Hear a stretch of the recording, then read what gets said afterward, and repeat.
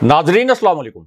Inside news के नए programme के साथ मैं हूं इब्राहिम राजा और आज हम आपको बताएंगे कि शहबाज शरीफ के हुकूमत के खात्मे के मुतल्लिक क्या नई बहुत बड़ी और तहलका खेज खबर आई है। हमजा शहबाज को बचाने के लिए 50-50 करोड़ रुपए की बोरियां कहां से बरामद हुई। PP7 में दोबारा गिनती के दौरान क्या अजीबो गरीब किस्म का वाकया पेश आया। पीटीआई की एक शेरनी किस तरह से राना सनाउल्लाह पर झपट पड़ी और army chief general Qamar Javed Bajwa और जीएचक्यू के एक फैसले के मुतल्लिक क्या हैरानकुन नौयत की बड़ी खबर आई है। हमारे जिन दोस्तों ने अब तक हमारे चैनल को सब्सक्राइब नहीं किया उनसे हम कहेंगे कि हमारे चैनल को सब्सक्राइब कर लें ताकि उन्हें अहम मालूमात बर वक्त मिलती रहें। अब वापस आते हैं आज के मौजू पर और सबसे पहले आपको बताते हैं कि PP7 में दोबारा गिनती के दौरान क्या अजीबो गरीब किस्म का वाकया पेश आया। ये एक बड़ी ब्रेकिंग न्यूज है, एक ताजा तरीन खबर है, क्योंकि अब PP7 का वो हलका जहां पर रात को 9:30 बजे अचानक नताइज रुकवाए गए थे, जहां से तहरीके इंसाफ के उम्मीदवार बहुत ही आसानी के साथ जीत रहे थे, वहां पर किस तरीके से आखिरी वक्त में धांधली की गई। और इसी पूरी सूरत हाल में अब एक ताकतवर जनरल की वीडियो का हवाला भी दिया जा रहा है। ये एक बड़े हाई प्रोफाइल जनरल हैं और अब जिस वक्त इस हलके में दोबारा से गिनती की दरखास्त दी गई तो एक अजीबो गरीब किस्म का वाकया पेश आया है। इस वाकये के मुतल्लिक आपको बताते हैं और इससे आपको यह भी पता चलेगा कि किस तरह से पूरी रियासती मशीनरी यानी शहबाज शरीफ की मशीनरी और हमजा शहबाज की मशीनरी और पाकिस्तान का पूरा जो कानूनी निजाम है वो किस तरह से अवाम की ख्वाहिशात के साथ खिलवाड़ कर रहा है और किस तरह से पीटीआई से ये जीती हुई नशिस्त राजा सगीर को जबरदस्ती दी गई। क्योंकि अब एक तबाहकुन किस्म की वीडियो भी सामने आई है। ये वीडियो सोशल मीडिया पर इस वक्त वायरल भी है, इस पर हजारों की तादाद में ट्वीट्स भी किए गए हैं और इस वीडियो में राजा सगीर जो मुस्लिम लीग नून के उम्मीदवार थे जिनको यहां से जबरदस्ती जितवाया गया, उनका अपना एक स्टेटमेंट सामने आ गया है और इस स्टेटमेंट में राजा सगीर ने यह कहा है कि मेरे हलके में राजा जफरुल हक जो नून लीग के मरकजी रहनुमा हैं इसी हलके से और उनके बेटे, इन दोनों ने मेरे खिलाफ कैंपेन चलाई थी। मुझे नून लीग के वोटर्स ने एक्सेप्ट नहीं किया था। राजा जफरुल हक के साथ जो पूरा नून लीग का ग्रुप था वो मेरी मुखालफत कर रहा था। यानी एक तरह से उन्होंने एतराफ़े शिकस्त कर लिया कि मुझे तो शिकस्त हो गई थी लेकिन बाद में इलेक्शन कमीशन की आप कह लें कि मिली भगत से मुझे ये इलेक्शन जितवा दिया गया। लेकिन जब तहरीके इंसाफ के उम्मीदवार ने यहां पर रीकाउंटिंग की दरखास्त दी यानी दोबारा से पोलिंग की दरखास्त दी तो उस दौरान भी एक बड़ा अजीबो गरीब किस्म का वाकया पेश आया है जिसकी वीडियो इस वक्त वायरल है। ये वीडियो सोशल मीडिया पर तो वायरल है लेकिन जो मरकजी मीडिया है और जो मेन स्ट्रीम चैनल्स हैं उन्होंने इस वीडियो को मुकम्मल तौर पर सेंसर कर दिया है। इस वीडियो से जो जुड़ी खबर है उसको मुकम्मल तौर पर दबा दिया है। लेकिन सोशल मीडिया पर यह वीडियो इस वक्त वायरल है और इसके साथ साथ एक डॉक्यूमेंट जो है, एक दस्तावेज जिससे पता चलता है कि किस तरह से इलेक्शन कमीशन ने नून लीग के साथ मिलकर राजा सगीर को जबरदस्ती जितवाया और पीटीआई के उम्मीदवार को जबरदस्ती हरवाया। यह डॉक्यूमेंट भी इस वक्त सोशल मीडिया प्लेटफॉर्म्स पर वायरल है। यह डॉक्यूमेंट इस वक्त तहरीके इंसाफ की क़यादत के पास भी पहुंच चुका है और पीटीआई की जो क़यादत है उसने ये डॉक्यूमेंट शेयर भी किया है। तो मामला यह है कि इस हल्के के जो नताइज आए थे उसमें 9:30 बजे तक तो पीटीआई के उम्मीदवार जीत रहे थे लेकिन बाद में रिजल्ट्स रोके गए और 2 घंटे के बाद यह ऐलान कर दिया गया कि राजा सगीर 49 वोटों से यहां से जीत गए। लेकिन अब जिस वक्त तहरीके इंसाफ के उम्मीदवार ने दोबारा गिनती की दरखास्त दी तो अमूमन इलेक्शन कमीशन के अपने कवायद के मुताबिक अगर जीत का मार्जिन यानी हारने वाले उम्मीदवार और जीतने वाले उम्मीदवार के दरमियान जीत का मार्जिन 5% से कम हो तो उस सूरत में दोबारा गिनती की दरखास्त दी जा सकती है। उस दरखास्त को तस्लीम भी किया जाता है, एक्सेप्ट भी किया जाता है। लेकिन अब हुआ ये कि जिस वक्त तहरीके इंसाफ के उम्मीदवार ने दोबारा गिनती की दरखास्त दी तो पहले तो आरओ ने यह टाइम दिया कि 4:30 बजे दोबारा गिनती होगी, लेकिन उसी वक्त आरओ को एक नामालूम मकाम से फोन आ गया, जिसके मुतालिक यह बताया जा रहा है कि नून लीग की क़यादत की जानिब से इस आरओ को फोन किया गया। उसके बाद यह वक्त तब्दील कर दिया गया और यह कहा गया कि अब दोबारा गिनती होगी 6:30 बजे। अब 6:30 बजे तक पीटीआई के जो सपोर्टर्स हैं और जो पीटीआई के उम्मीदवार थे जिनको जबरदस्ती हराया गया, वो 6:30 बजे तक इंतजार करते रहे कि चले हम 2 घंटे और इंतजार कर लेते हैं। उसके बाद दोबारा से आरओ को एक फोन आया, इसकी तस्दीक भी की गई है, और आरओ ने 1 घंटा और ये जो दोबारा गिनती वाला मामला है इसको डिले कर दिया।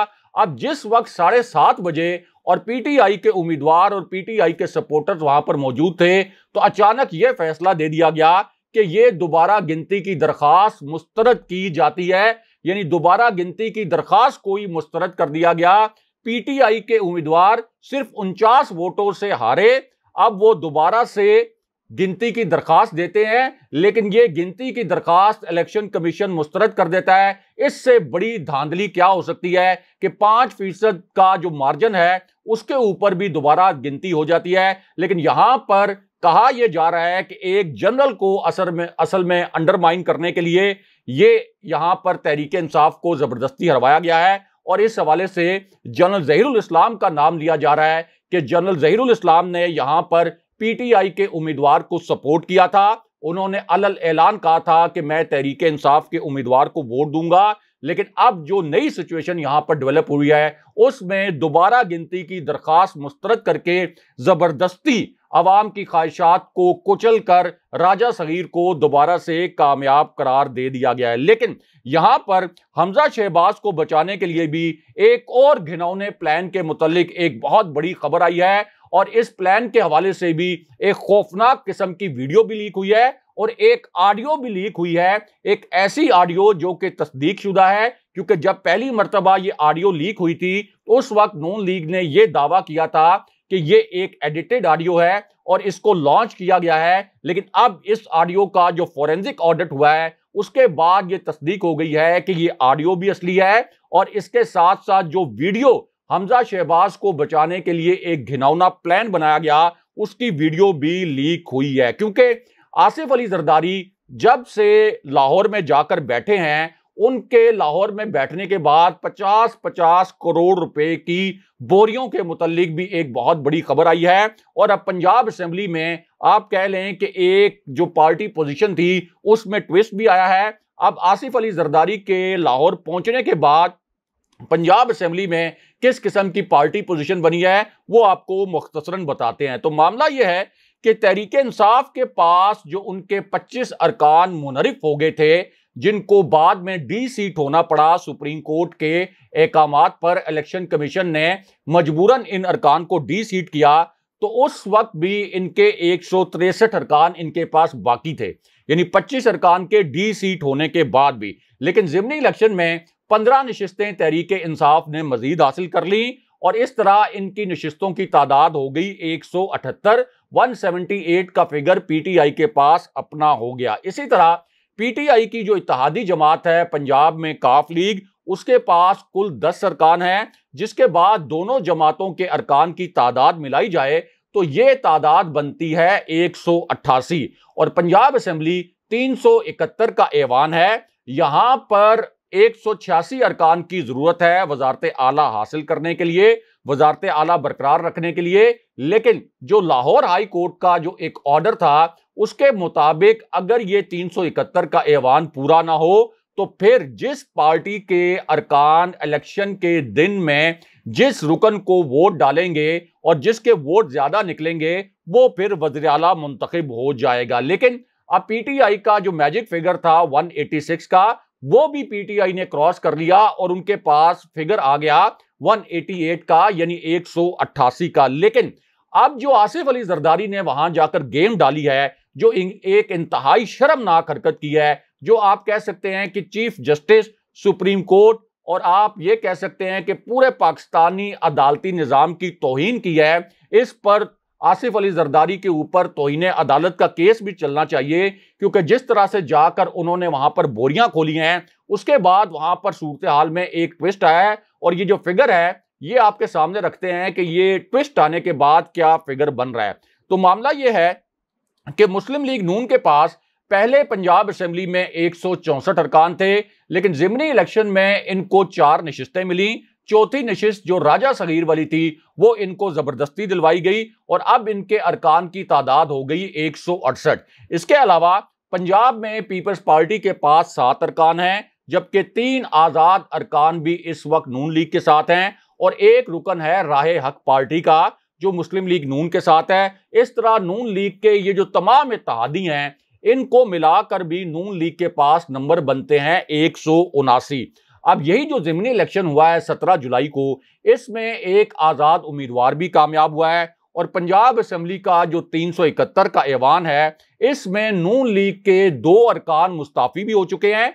एक रुकन ऐसा है जो जाली डिग्री के केस में नाअहल भी हो चुका है, इस वजह से 2 नशिस्तें खाली भी हैं। लेकिन अब एक खौफनाक किस्म का प्लान सामने आया और इस प्लान के 2 हिस्से थे जिनके मुतालिक एक ऑडियो भी लीक हुई है, एक वीडियो भी लीक हुई है और आप कह सकते हैं कि ये कुदरत की जानिब से इमरान खान साहब को एक मदद मिली है कि ये ऑडियोज और वीडियोज लीक हो गई हैं, जिसके ऊपर अब सुप्रीम कोर्ट को और हाई कोर्ट्स को नोटिस भी लेना चाहिए।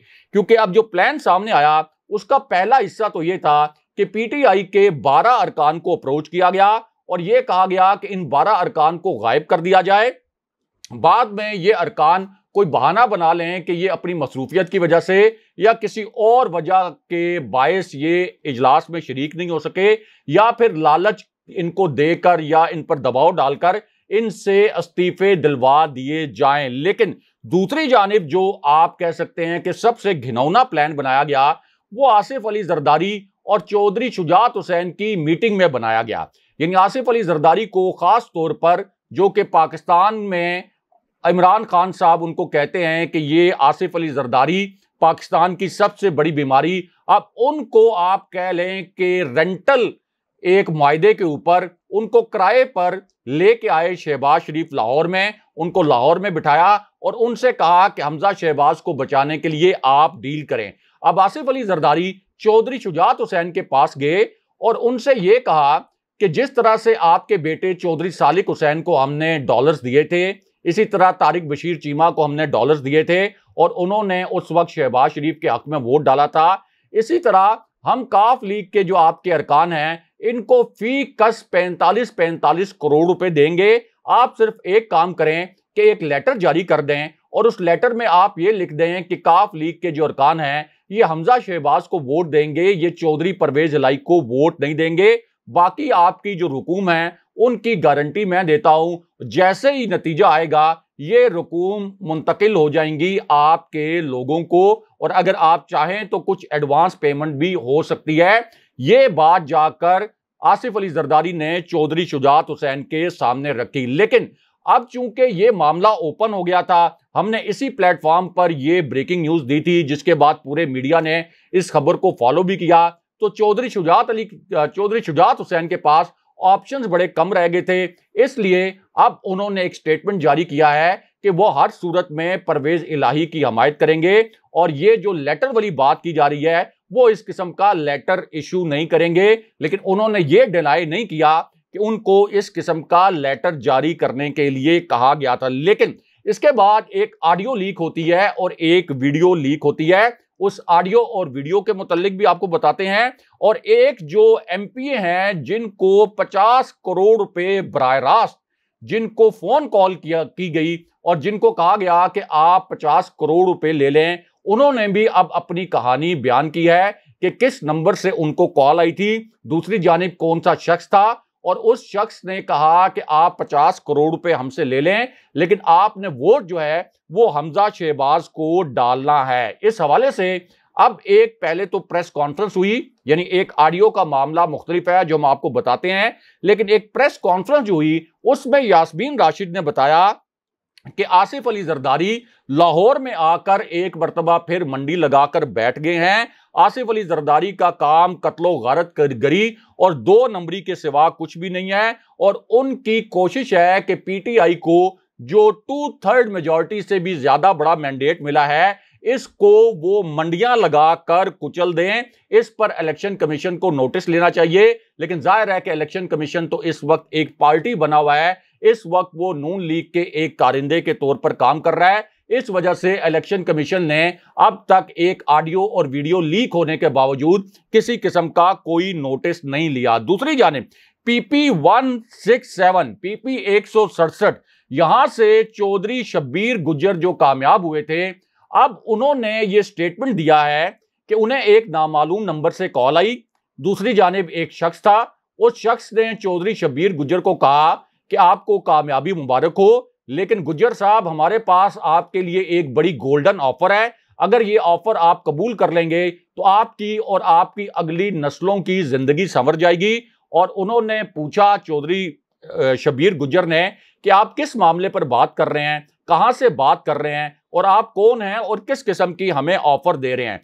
तो उनको बताया यह गया कि आप 50 करोड़ रुपए हमसे ले लें और हमजा शहबाज को आप वोट दे दें, यानी पीटीआई के टिकट पर जीतकर आप हमजा शहबाज को वोट दे दें। और चौधरी शब्बीर गुज्जर ने अब बाकायदा तौर पर इस पर स्टेटमेंट दिया है, लेकिन इलेक्शन कमीशन ने यहां पर चुप साधी हुई है। दूसरी जानिब एक वायरलेस कॉल भी लीक हुई है और ये जो वायरलेस कॉल है इसकी जो रिकॉर्डिंग है ये इस वक्त सोशल मीडिया पर वायरल भी है, इस पर बड़े ट्वीट्स भी किए गए हैं। लेकिन जो मरकजी मीडिया है जिसको मरियम नवाज ने मैनेज कर रखा है ये मुकम्मल तौर पर खामोश है। इसने इस आप कह सकते हैं कि वायरलेस कॉल की रिकॉर्डिंग के मुतालिक जो खबर है उसको मुकम्मल तौर पर सेंसर कर दिया है। लेकिन इसमें एक पुलिस ऑफिसर को सुना जा सकता है, ये जो कॉल रिकॉर्डिंग हुई है, और वो पुलिस ऑफिसर कुछ एमपीएस को फोन कर रहा है और फोन करके पूछ रहा है कि आपकी लोकेशन क्या है। यानी पीटीआई के एमपीएस को फोन करके उनकी लोकेशन मालूम की जा रही है ताकि या तो उनको गायब किया जाए या उनसे किसी तरीके से राब्ता करवाया जाए मुस्लिम लीग नून की क़यादत का। क्योंकि तहरीक इंसाफ को जब से नून लीग के इस घिनौने प्लान के मुतालिक पता चला है, उन्होंने भी लाहौर के 2 होटल्स में अपने अरकाने पंजाब असेंबली को मुंतकिल कर दिया है ताकि उन्हें अप्रोच ना किया जा सके, ना उन पर दबाव डाला जा सके, ना उनको रिश्वत या लालच की ऑफर की जा सके। तो इस पूरी सूरत हाल में अब पुलिस को इस्तेमाल किया जा रहा है, जो अरकाने पंजाब असेंबली हैं तहरीक इंसाफ के, उनको ट्रेस करने के लिए। दूसरी जानिब सुप्रीम कोर्ट से भी अब एक बड़ी खबर आई है जो कि आप कह सकते हैं कि हमजा शहबाज के इस प्लान के लिए बड़ी तबाहकुन साबित हुई है। क्योंकि राना सनाउल्लाह ने यह स्टेटमेंट दिया था कि हम इलेक्शन के दिन पीटीआई के 5 अरकाने असेंबली को गायब कर देंगे। उसके बाद नून लीग के जो दीगर लोग थे और दीगर रहनुमा, उन्होंने यह स्टेटमेंट दे दिया कि 11 के करीब अरकान पीटीआई के पंजाब असेंबली में जब वजारत आला का इलेक्शन होगा तो उस दिन गायब हो जाएंगे। अब इस पर चौधरी परवेज लाई एक पटिशन लेकर गए थे सुप्रीम कोर्ट में। हमने भी यह मामला उठाया था कि सुप्रीम कोर्ट को इस मामले का नोटिस लेना चाहिए। और अब सुप्रीम कोर्ट से बड़ी खबर यह आई है कि राना सनाउल्लाह को तलब कर लिया गया है। ये जो पटिशन थी चौधरी परवेज लाई की, ये हेयरिंग के लिए फिक्स भी हो गई। और फिर राना सनाउल्लाह का ये जो अरकान को अगवा करने का बयान था, इस पर उनकी तलबी भी हुई है। लेकिन यहां एक आप कह सकते हैं कि तबाहकुन किस्म की वीडियो भी लीक हुई है। और इस वीडियो से अब पता चल गया है कि पाकिस्तान के अंदर एक ऐसा खेल खेला जा रहा है कि पाकिस्तान के हालात श्रीलंका की जानिब चले जाएं। यानी पंजाब असेंबली में वो लोग जो कि करोड़ों की तादाद में इमरान खान साहब को वोट दे चुके हैं, जो इमरान खान साहब के करोड़ों की तादाद में सपोर्टर्स हैं, ये पंजाब असेंबली का घेराव कर लें और बिल्कुल जिस तरह से श्रीलंका में अवाम की ख्वाहिशात को कुचला गया था तो वो ऐवान सदर में दाखिल हो गए थे और प्राइम मिनिस्टर हाउस में दाखिल हो गए थे। अब पाकिस्तान के हालात को उसी जानिब धकेला जा रहा है, क्योंकि अब वोटों की खरीदो फरोख्त के हवाले से एक वीडियो भी सामने आई है। और आप कह सकते हैं कि इस वीडियो के सामने आने के बावजूद पाकिस्तान का जो पूरा कानूनी निज़ाम है और जो इलेक्शन कमीशन है, ये मुकम्मल तौर पर खामोशी अख्तियार किए हुए है। लेकिन यहां पर जीएचक्यू के मुतालिक भी एक अहम खबर आई है। Army chief general Qamar Javed Bajwa से जुड़ी ये बहुत अहम खबर है, क्योंकि अब इमरान खान साहब की जानिब से अपने पार्टी रहनुमाओं को यह कहा गया है कि आपने एस्टैब्लिशमेंट मुखालिफ बयानात नहीं देने। यानी खान साहब ने अपने पार्टी रहनुमाओं पर एस्टैब्लिशमेंट मुखालिफ बयानात पर पाबंदी लगा दी है, क्योंकि अब अंदर की खबर यह आई है कि एस्टैब्लिशमेंट भी शहबाज शरीफ से मुकम्मल तौर पर मायूस हो चुकी है। शहबाज शरीफ की नाअहली का बोझ उठाने के लिए एस्टेब्लिशमेंट अब मजीद तैयार नहीं है। इस वजह से कुछ पॉजिटिव सिग्नल्स तहरीक इंसाफ को भिजवाए गए हैं, जिसके जवाब में अब तहरीक इंसाफ ने भी एक पॉजिटिव सिग्नल भेजा है और शेख रशीद ने अब यह बताया है कि इमरान खान साहब ने पीटीआई की कोर कमेटी के इजलास में कहा कि हमारे रहनुमा अब एस्टेब्लिशमेंट के खिलाफ बयानात नहीं देंगे। लेकिन यहां पर शहबाज हुकूमत के खात्मे के हवाले से भी एक बहुत बड़ी और अहम नौयत की खबर आई है, और यह खबर कोई ऐसी नहीं कि जराए से आई हो या किसी निजी महफिल से लीक हुई हो, बल्कि यह खबर भी आप कह सकते हैं कि कैमरों के सामने इस हवाले से जो वीडियो आई है और इस हवाले से जो इंकशाफ किया गया है वो कैमरों के सामने किया गया है। और अब हुकूमत की जो इत्तेहादी है जमीयत अहले हदीस,